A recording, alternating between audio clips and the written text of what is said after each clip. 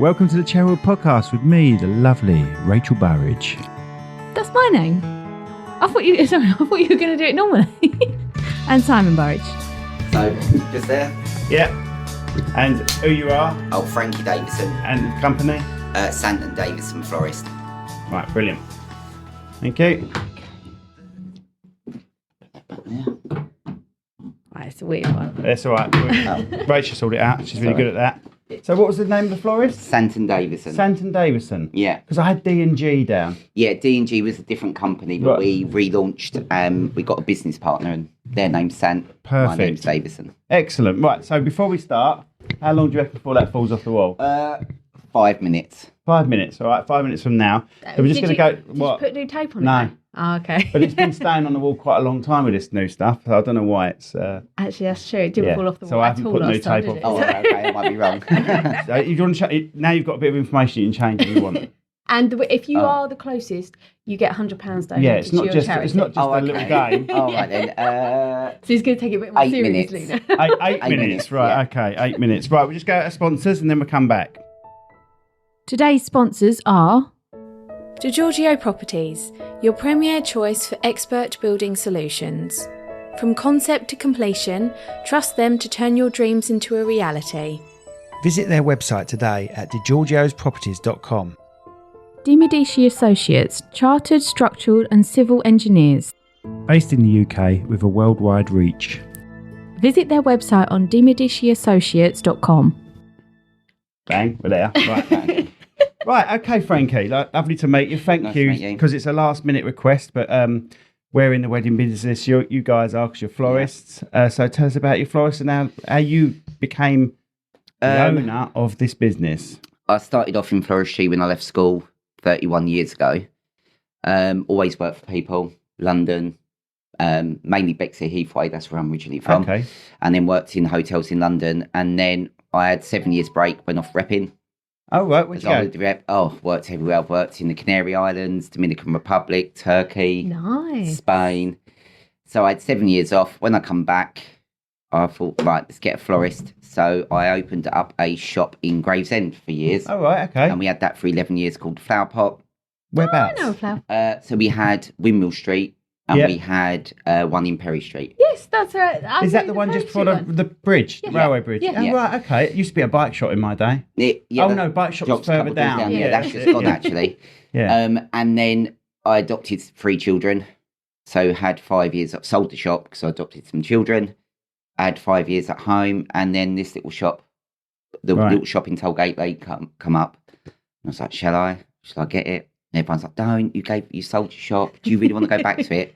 So we got that, and then we just built it. We actually opened up, I think it was 2 weeks before lockdown. Oh, no. Oh, what? I know. But then we done it all from home, and it built actually lockdown Yeah. done us a favour. Yeah.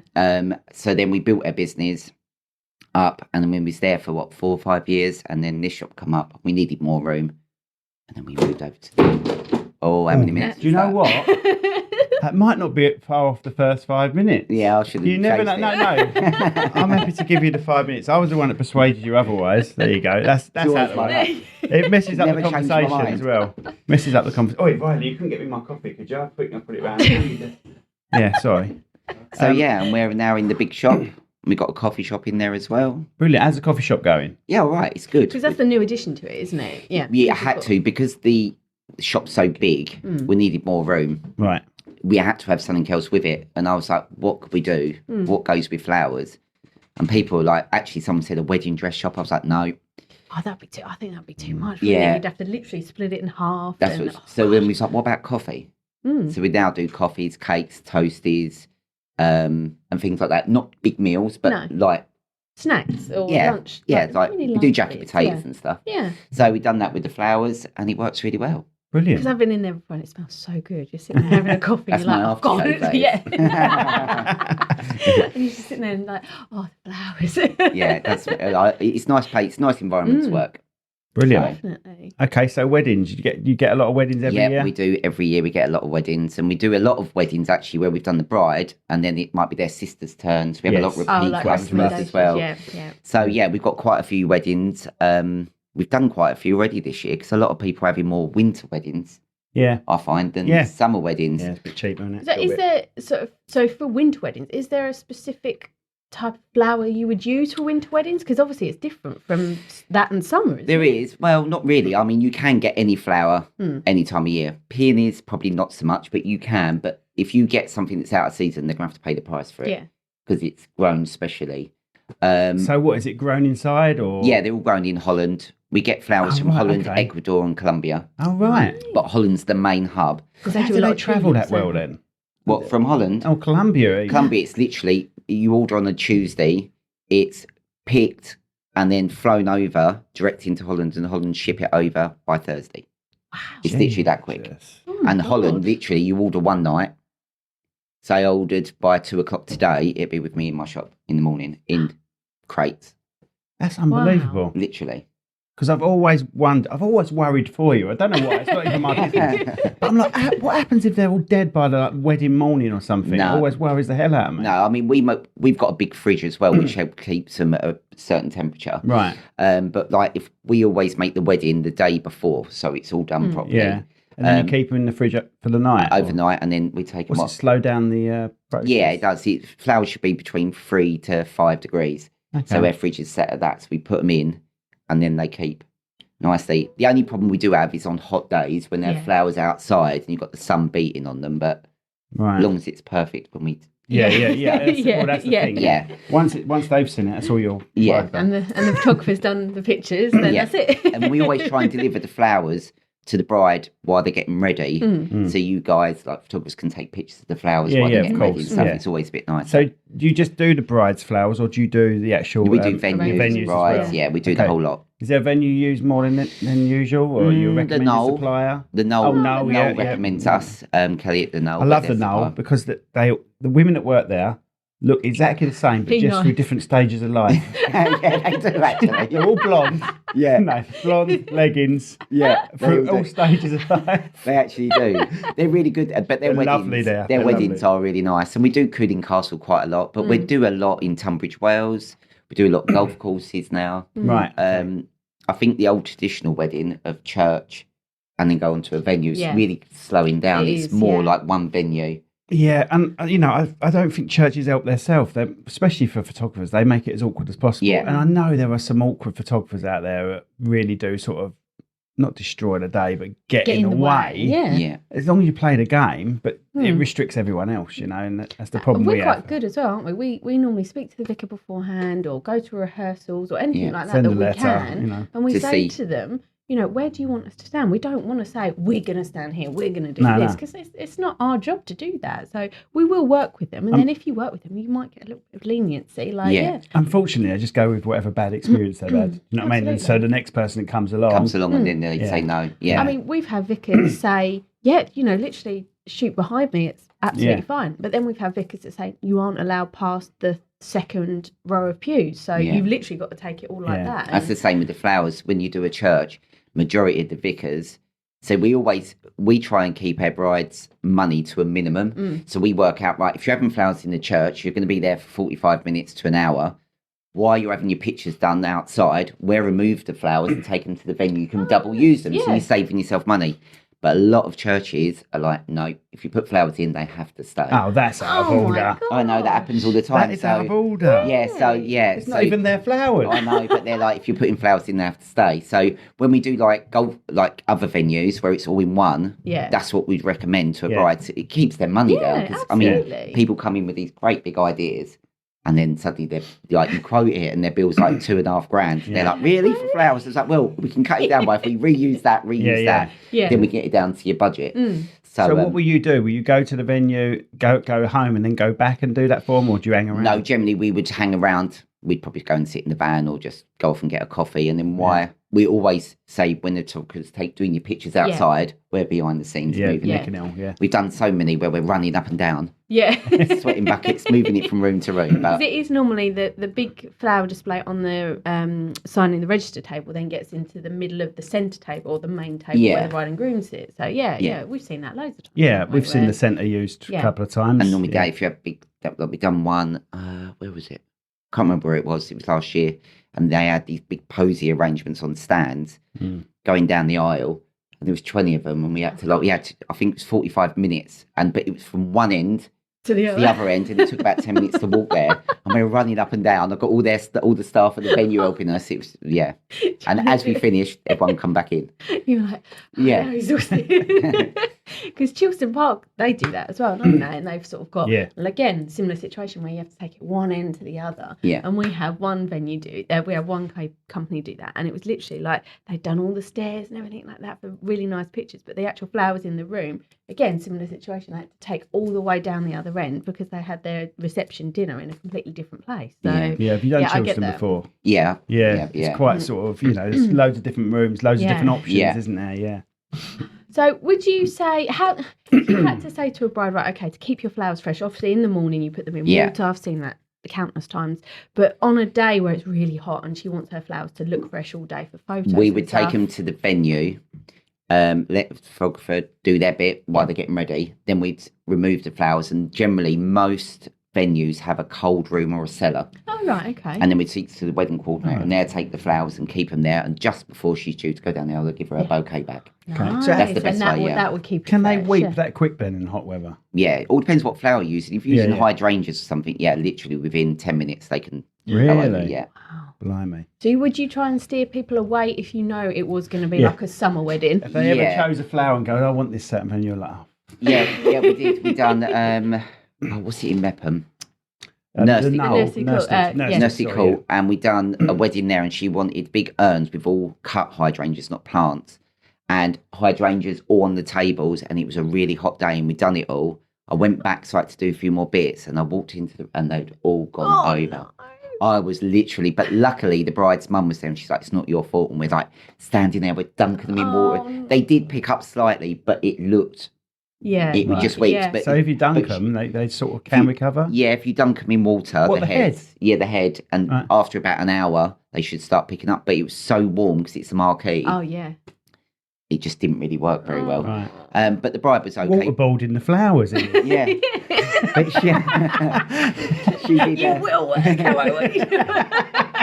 she had to have them though, because I think it was her granddad's favourite flower in the past, and that's what she wanted. I bet he's cracking up. Yeah, he probably was, I did try and steer her away, but no, we've done them. So, you do have a few weddings. It's a live product, so sometimes, very rarely things go wrong, but that's what we're there for, to resort it. Yeah. So have you ever had things go massively wrong? You think, oh my God. Well, you've had to get a backup set of flowers in? Or something? Not really. No.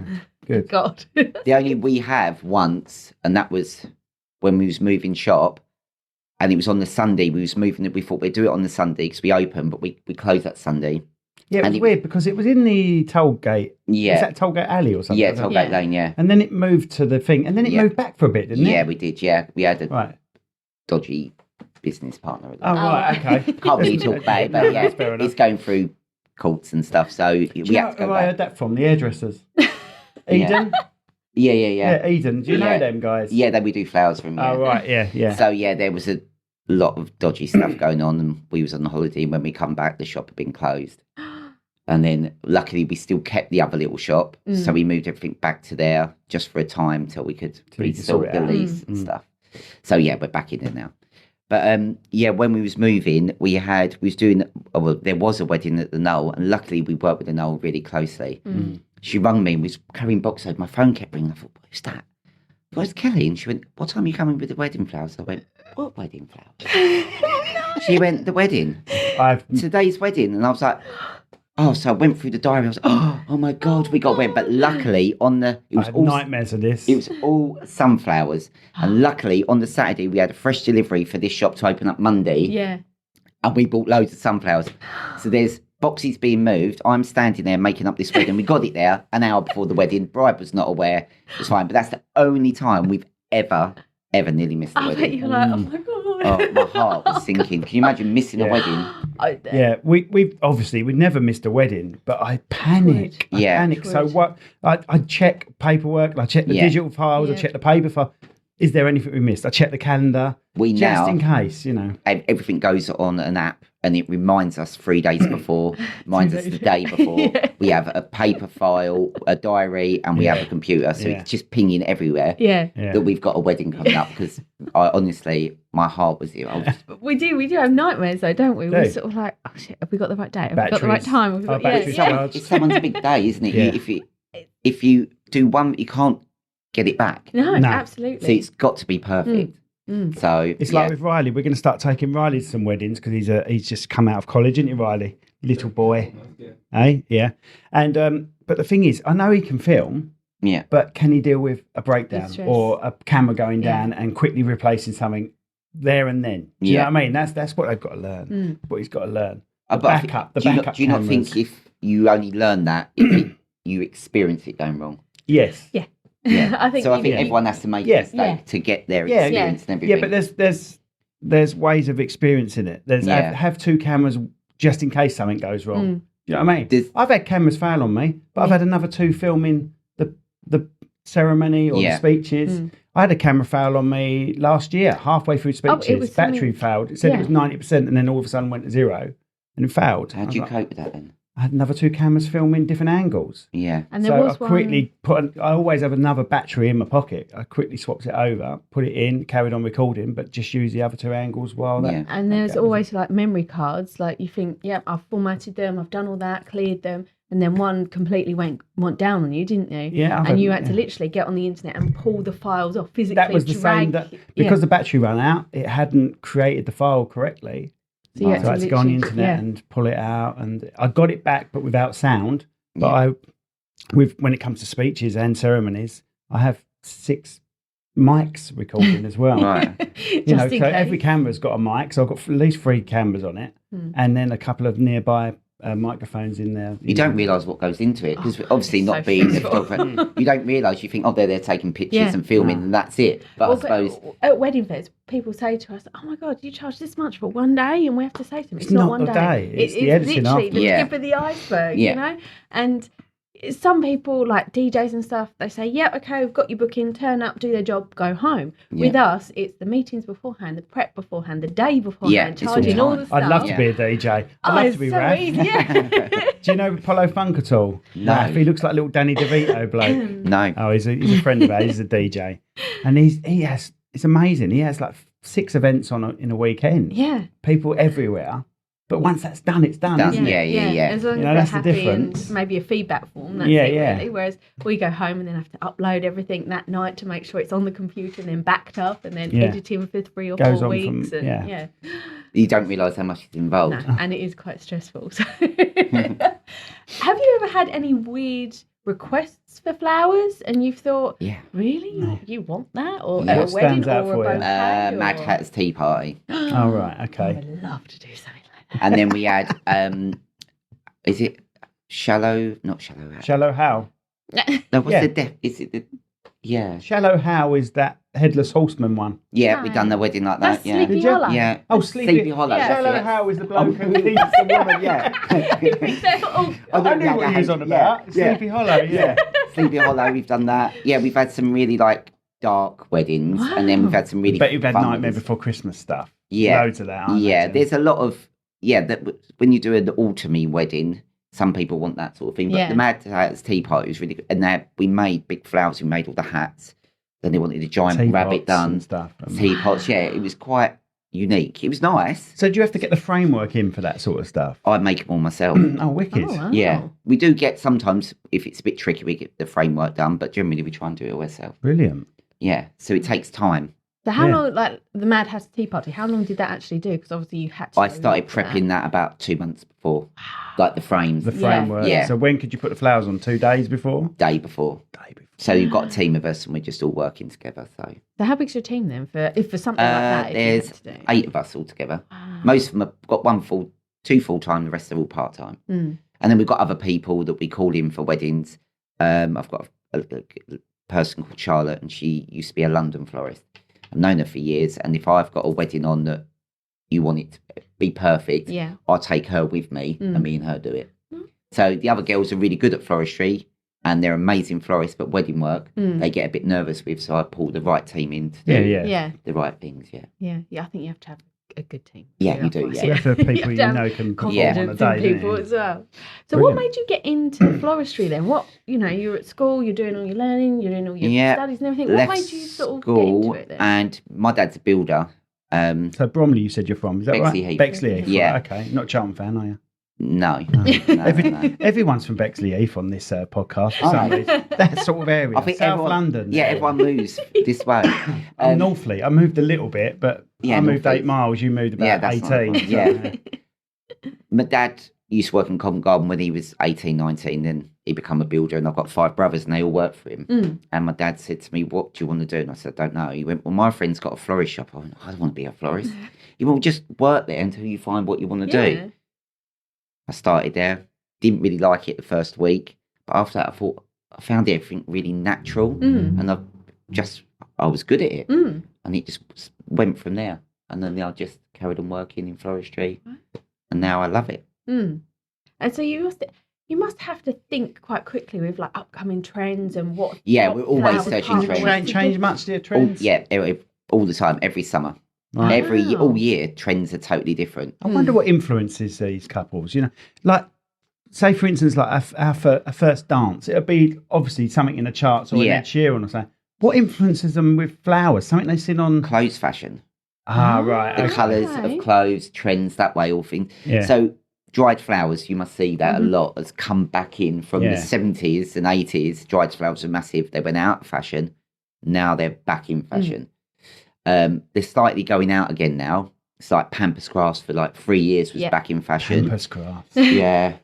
It's upside down pineapples, apparently. I tell you what, we moved into our house in Strood, right? Yeah. And the front garden, sorry to jump in, front garden had this biggest ever pampas grass, and it went past that bedroom window. We moved in on a Friday. I had it out by the Saturday. Yeah, honestly, it wasn't actually in the ground by the end. It was fertilising itself on its own dirt. It was above the ground by a metre, where it had been left to sort of. And there was one pampas grass that was in the ground. Everything else was seeded on itself. And we're cutting it up like cakes. Yeah. Honestly, it's the biggest load. Could have sold that. Yeah. Could have made £100 for weddings. You're joking, really? About 2016. Oh, no, it won't. I shouldn't ponder on it now.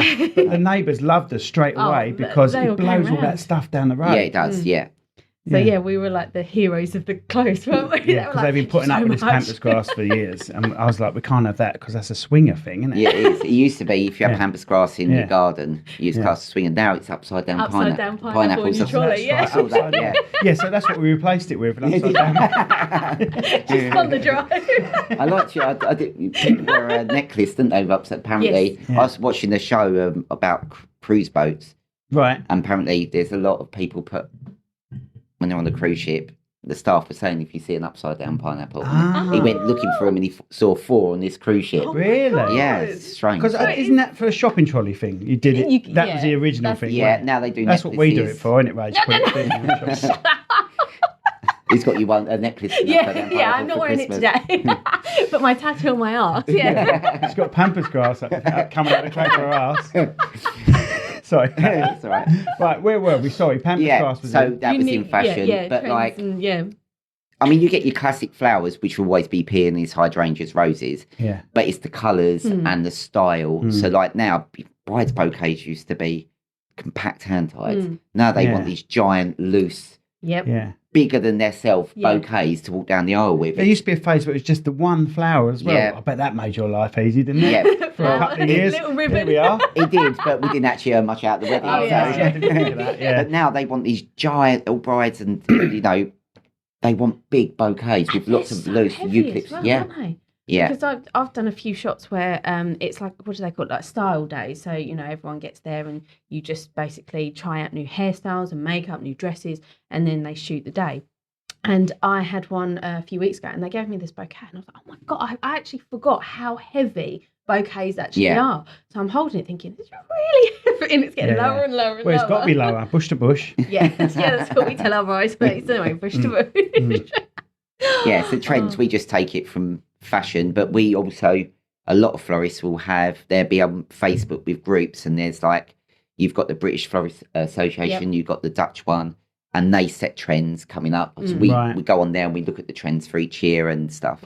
And I suppose anything like a royal wedding or something, people look at the flowers then, and then you know, okay, we're going to have this, and this in because this is going to be a trend, I suppose, and stuff like that. And it does go on, like celebrities getting married, people take that on board and they like part of that look and then part of that look. And then, like with brides, years ago, we would have a book. And people would flick through it and go, like that. Yeah. We don't do that no more. Nah. Did you give them samples? They know, don't they? They already know, don't they? Yeah, we do samples, but I'd say to a bride, if they come in, what's your colour theme? I say, right, what I want you to do is go away, go on Pinterest, build yourself up a mood board online, bring that into me.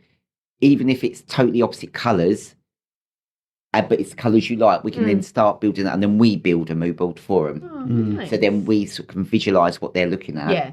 Because it's easy talking, but what's in my head and what's in your head is too different. Absolutely. So then we just build it up like that, and then we build them a file up, and then we work together throughout their wedding. It's the same with us, really, isn't it? We have couples come along, and they've only ever seen their mum and dad's wedding album. Yeah. So they assume their wedding album is going to be open a page, and there's one picture on there where we sort of create a storybook. Yeah. And they're sort of blown away, aren't they? They've not. Some of them haven't done any research. Some of them, like you say, they've seen their parents' photos with the flowers that their parents had, and they were like, "Oh, well, I'm just going to have the same as them." Yeah, you have that quite a bit where they say, "Oh, I'm going to have the same as what my mum and dad has." Do you do a lot of karaoke? Yes, because that's quite big, isn't it? Yeah, that is. Yeah, it's Marmite. It's dying down a little bit, and it is Marmite. So if we do a wedding fair, we do Detlin quite a lot. Yeah, and if someone walks past and they see karaoke in big writing, 50% of them we go, "Nah, not doing that." So we've got really small writing down the bottom now. Yeah. Because, we don't just do karaoke. No. But karaoke can be fun, but you've got to have the right audience or the right... Yeah, well, my brother had karaoke at his wedding. Yeah. It was good. Yeah. But when I saw the video, it just took so long. Yeah. The whole day. Because we had to pull bits out. Everyone, like groups, had to go out for the day. And it was literally the whole day and the evening. Because with karaoke, we try and get it done by. We try and get it done by first dance, and then we try and spend an hour on those lines. We don't want to bombard. We don't want the day with people only thinking of that song. Yeah, and that's the hard bit. And we try and talk the DJ or band or whoever we've got into doing it as a second dance. So you've had your first dance, then the first upbeat, everyone on the dance will be the song karaoke. will be that one, and that will fill the gaps. On, and then that's like the gap filler, isn't it? Yeah, but it is hard work. I mean, editing it is obviously that's your job, but it's sort of laying out the track and just it's piecing it together like a jigsaw, isn't it? I was only in it for a couple of minutes. Obviously, clearly I can't dance. And he's like, no, skip, take him out. I was like, I'm not even in it. Just one little clip. But the amount of people that don't know the lines either, like they'll pick a song right and they're like, oh yeah, I love this song, and then you'll say, please tell your guest this is they know the song. chorus. Listen to it, and then you get to a bit and they're like, oh, I don't know this They have no idea about verses. They know the chorus of everything. Yeah, like everyone does. But then the verses, they've got no idea. But the editing of a karaoke, I find quite easy because I try and edit it literally a day after I've shot it because it's clear in my head. Yeah, but it's all the prep beforehand. Yeah, having an idea. It's making sure every line has been covered a couple of times and things like that. So the day's harder. And at the same time, I'm filming. Sometimes I do it by myself. Sometimes I get an extra person in with me. But I'm filming a normal video at the same time. Yeah. I mean, but when we work together, if I know we're doing karaoke and all the group shots, I'll then say, okay, right, you've had your group shot, go over to Simon, and then it's easier that way. It's a bit that's slow the good thing. That way, isn't it? So I'll then because we're husband and wife, we know how to work together. So she, like you say, she does the groups. She sends them to me, and then they're done. And while they're doing the groups, while they're waiting for this uncle who's having a piss, we get them as the group set up to sing the chorus or something like that. Yeah, so it's quite planned quite well. Yeah. I think it has to be, otherwise it'll just. It can be, and it can be a hard slog as well, isn't it? If you've got, because we had one by Fresh Prince, didn't we? And it was literally like 3 pages. Shake the room. Yeah, 3 pages long. We're looking at it thinking, oh my God, this is going to take forever. It's rapping, none of them know the word. Yeah. So we're like, right, do you know the word? No, okay. But so because they're getting it wrong, I'm really taking the piss out of them. Yeah. You know what I mean? What's wrong with you? Like, and they're laughing, and they're getting more and more relaxed. So every time we record it comes gets out better. Yeah. And we've got the music on. Do you have to re-record if it's not taken right? You have to make him do it again? Because my brother's one, he was just literally sing your line, off you went. We tend to not. they seem to only if they're up for it. Yeah. Like there was a bit where there was two twins, and we were getting. There was a line something like, "I'm Dr. Jekyll, and this is my Hyde side," or something like that, and they kept messing it up. But it was funny that I was messing it up. So I was going again. You know what I mean? And everyone was cracking up, and then they were really up for their line afterwards. You know what I mean? So, and it was in between like. The bride and groom had just got married. They've just had all their group photos and they're waiting to sit down. It was at Cooling. They're waiting to sit down. So they got this time anyway. It didn't matter. They were fine. You know, they were really up for doing it. It was either that or they'd eaten and there's usually a bigger gap between eating and having the first dance. You know what I mean? Yeah. And they were up for it. They'd all had a few drinks. You know what I mean? I think that helps when you've had a drink. You've got to play the situation by ear, really. Yeah. You know what I mean? So there's been times when I've just got grandparents to say, "Can you just say this line to me?" And they say the line, and then I'll speed it up, slow it down, lip sync it on the computer. You know? I think you've even put in there the groom. There was one that you did that the groom didn't want to know at all, did he? He was like, I don't want to do this. I'm really scared in front of the camera. And so in the speech you filmed, he said literally a line from the song. So you used that in the line, didn't you? You said something about friends being always together or something like that. And that was literally a line from the song. I can match that. The lips sound similar to, lips look similar to what I need on the... it's all clever stuff, isn't it? It's behind the scenes that you don't actually... Like floristry, I have no idea. I literally go and pick my flowers, think, that's nice. I'm still amazed. I like that. I'm still amazed by how quickly you can get flowers over from other countries. Yeah, it's just, it's changed from years ago. You used to have to go up to Covent Garden at like 3, 4 in the morning. Oh, right, so it all went from the, wherever it's still there, but it's a shame people don't use it, but it's convenience. We go online, everything's there, the freshness, the quality. You can buy different grades of flowers, so you've got the same flower but on different grades, and it all goes by the length of the stem. Oh, right, okay. So the taller the stem, the more you pay. Right, okay. So if you're making a frame, you don't really need a long stem, do you? No, so you can go for the slightly... No, but sometimes if you buy the shorter stem, the heads are smaller. Right. So you can look at the head size. Yeah, there's loads. There's head sizes, especially on roses. Different. White roses, there's probably like 2,000 different types. Imagine the land these people have got to grow all this stuff. Have you ever been to Holland? You've seen them in Holland, haven't you? Like I have been to Holland, If you go to the markets out there, Ellesmere, it's not people, it's all machines. Yeah. So when I went out there, the Dutch company said, right, order some flowers now, we'll cancel it. What's a machine go and pick them? I was on an app, on my app, I ordered some flowers, my name come up, my company name, and then the robot goes off, gets that particular bucket, picks it up, looks at it for its quality in like a camera, looks okay, and if it's rejected, he had some old ones, he got it and it rejected it and picked another one. It goes on the conveyor belt to people. It goes to the conveyor belt right down. There's a packer there packing it, and all your flowers just get picked up. Right, so they're not planted in the ground; they're planted in pots, are they? No, in the ground. No, So it's picking them.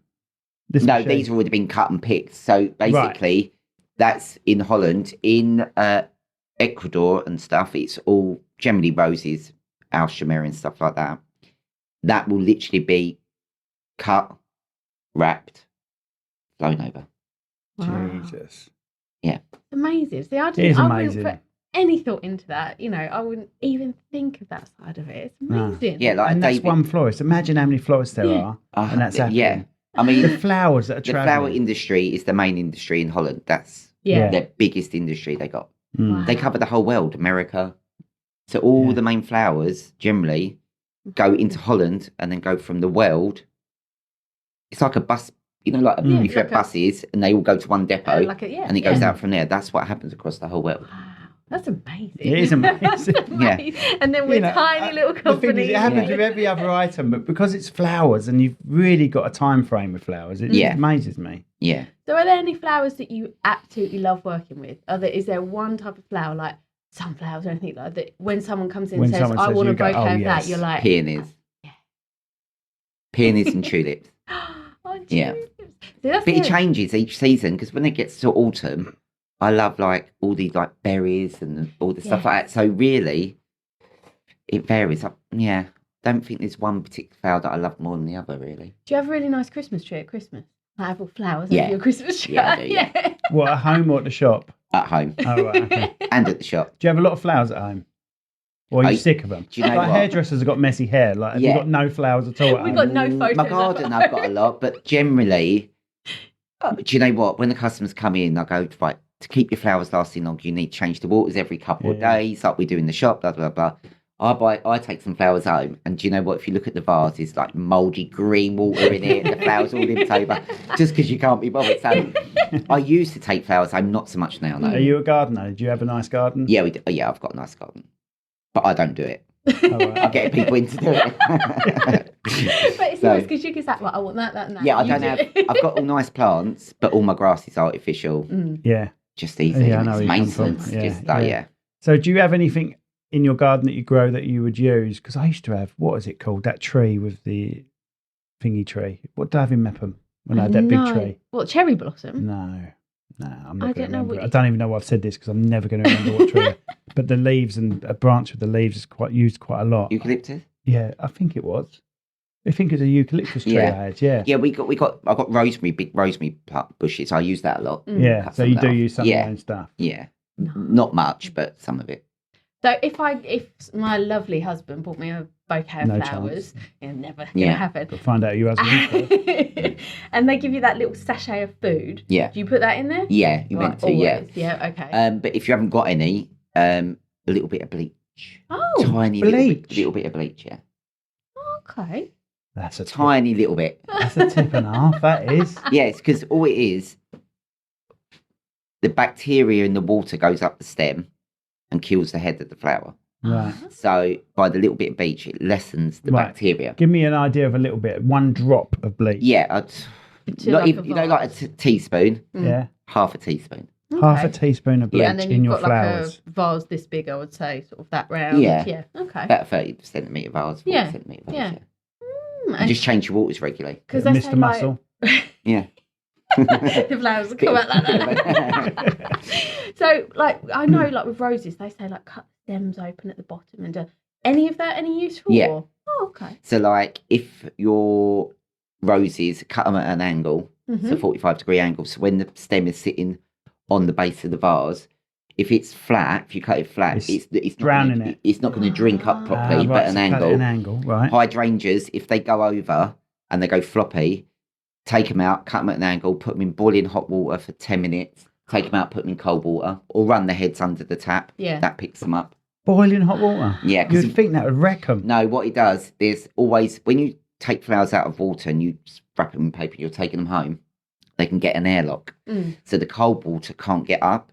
So by putting the hot water, that shoots up stem and releases it and disperses that. It's almost like unblocking a boiling pipe. water, the reason it's bubbling, it's releasing its oxygen. Yeah. So I suppose the hot water helps it. Yeah. Yeah. Oh, 10 minutes, boiling hot water. Do you want me to write all this down? These are good tips. We're going to have little snippets of these to put out. There's loads of little tips like that. Well, go on then. Roses never dip their heads underwater because they go mouldy. The best thing with them, again, is boiling hot water. Gerberas, they go floppy quite quick. What you should do is put a thin wire round. Yes, yeah, I've seen weddings, I think. Yeah, and cake. I think our cake had them because we had. They've just got a soft stem, though, haven't they? Yeah. And tulips, sometimes you can get them, and then tulips is one of the only flower that carries on growing without a bulb. Oh, right. So like if we're doing a wedding and we're doing an arrangement with tulips, spring wedding, if you make it the night before, you can come in and then they've grown and gone out of shape. The best way to stop them doing it is get a little pin, top of the head through the stem, and make a little hole, stops them growing. Kill its brain. What? Yeah. Oh, basically. He just stops them growing. He's evil, isn't he? He's waterboarding them. Killing their brain. Stabbing them in the head. Wow, I didn't know that. I'm going to have to go home and do all this now to make them look nice and fresh and everything. Yes, quite a few tips. Wow. Brilliant. Thank you so much. I'm going to definitely come up with all my tips and say, Mum, I was told you have to do this, this and this. Wow, thank you. Yeah. Thank you for coming on last That's night. all right. Really enjoyed you being here, actually. So what details do you want to give potentials? Email address? Yeah, email address is... do you know it? Yeah, I do. It's info@flowersbyfrankiedavison.co.uk, or come and see us in Strood High Street. Come and grab a coffee. And the shop is called again? Sant and Davison Florist. No. Say it again. Sant, Sant, S-A-N-T. Yeah, and Davison. Yeah. Florist. Sant is my business partner. Right. She does more the coffee shop side. Okay. And I do more the forestry side. You know what? We might have a bit of lunch up yours in a minute. Yeah. We're starting the way to give away takeaway menus soon, so we'll be able to Oh, right. So you're going on Just Eat and things like that? Or don't know. I don't know. I've just been told. That's what you've been told. Yeah. I just get told and I do. Yeah. And that's for food, not flowers. Yeah. And flowers. You could do that with flowers. Flowers. Well, we do deliveries. deliveries. Of course they do. Yeah. It's true. Yeah. It's Just Eat. There's us thinking we've just come up with an idea where you can deliver flowers, right? Yeah, we do. Morons. Actually, we might look at putting flowers on Uber. Overflow, yeah. So people can just order it on their app rather than... Yeah, that's a good idea. Husbands that forgot anniversaries or something, yeah. We can always deliver an upside down pineapple. My anniversary is my birthday, how can I forget that? Oh, the same birthday? Didn't you forget? Yeah, not really. Don't forget, but it's good because on his birthday I'll get a present. Right, mate, thank you so much. Cheers. Thank you very much. Nice to meet you. Thank you. There we go. Right.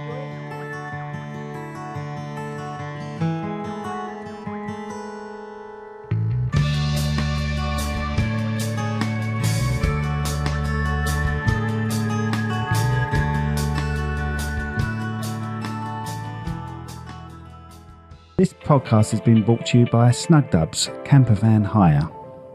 Roam the world, park anywhere. That's snugdubs.co.uk. This podcast was brought to you today by Austin's Eatery on Station Road, Strood. Try the Viking Challenge.